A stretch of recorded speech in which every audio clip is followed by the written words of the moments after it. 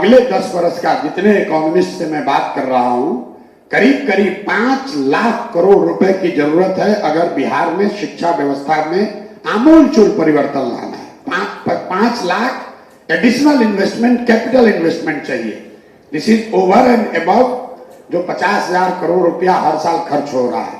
तो अगर आपको 5 लाख करोड़ रुपया जमा करना है तो एक उपाय जो दिख रहा है, अगर शराब बंदी को हटाकर इसके रेवेन्यू को सिक्योरिटाइज कर दिया जाए अगले 20 बरस, कि शराब के टैक्स से जो पैसा आएगा इस पैसे को बजट में नहीं लिया जाएगा, ये सिर्फ और सिर्फ बिहार में एक नई शिक्षा व्यवस्था बनाने के लिए खड़ा किया जाएगा, तो दुनिया भर के इकोनॉमिस्ट जो लोग हैं वो बता रहे हैं कि 15 से 20,000 करोड़ रुपया हर साल को अगर आप सिक्योरिटाइज कर दीजिए तो आपको अगले 3, 4, 5 सालों में 5 लाख करोड़ रुपया आप मार्केट से बोरो कर सकते हैं बहुत सस्ते दर पर। जैसे बुलेट ट्रेन चलाने के लिए 1 लाख करोड़ रुपया जापान से लोन लिया गया है 3% ब्याज पर।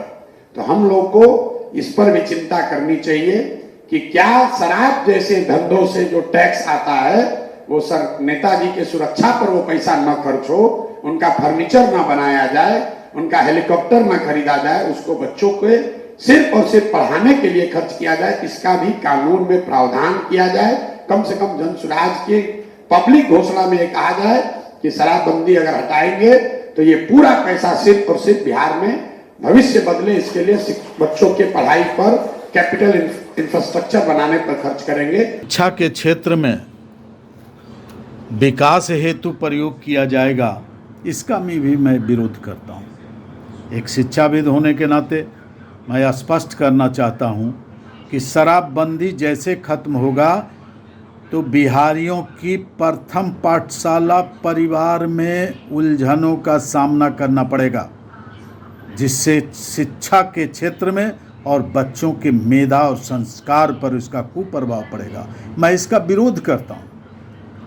आपने तो चाणक्य, अशोक सम्राट, डॉक्टर राजेंद्र प्रसाद, गौतम बुद्ध, आर्यभट्ट की धरती को आपने बिल्कुल शर्मसार करने का काम किया है। ऐसी स्थिति में आपके सराहनीय कार्यों की जितनी निंदा की जाए कम होगी।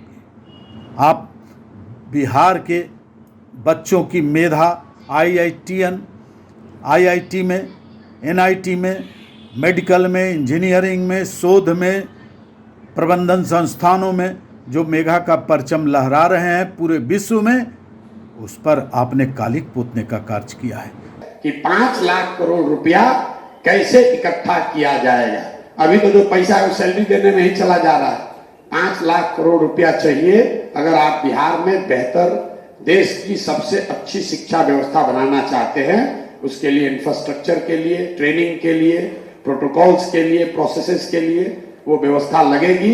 And we must get ambitious. कोई भी चीज, अरे भाई बिहार गरीब राज्य है, हम लोग क्या कर सकते हैं, तो स्कूल दे दिए, यही बहुत बड़ी बात है। इस माइंडसेट को हटाना जरूरी है। हम लोग के मुख्यमंत्री खड़ा होकर कहता है अरे भाई हम लोग गरीब राज्य है, खिचड़ी खिला रहे, यही कम बात है।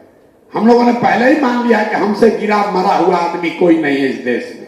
हम लोग गिरे पड़े मरे नहीं हैं। बिल्कुल इस चीज को किया जा सकता है। मेरा अपना अनुभव है, अपना विश्वास है कि बिहार में सबसे बेहतर शिक्षा व्यवस्था खड़ी की जा सकती है। 10 बरस लगेगा। शराबबंदी खत्म कर पैसों का सदुपयोग शिक्षा के क्षेत्र में, और वो भी गुणात्मक शिक्षा के लिए या शिक्षा में परिवर्तन के लिए, या धोखाधड़ी है। बिहारियों पर एक कलंक का तमाचा आपने लगाया है।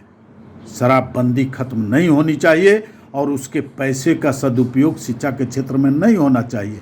क्या आप सीबीएसई, आईसीएसई और बोर्ड के अन्य राज्यों की शिक्षा से इतर शिक्षा का ये करते हैं, जबकि बेरोजगारों की फौज हो गई है खड़ी पूरे देश में।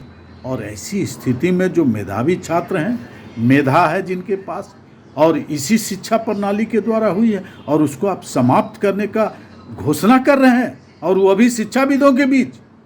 यह शर्मसार और बिहार को लहूलुहान करने वाली कदम है।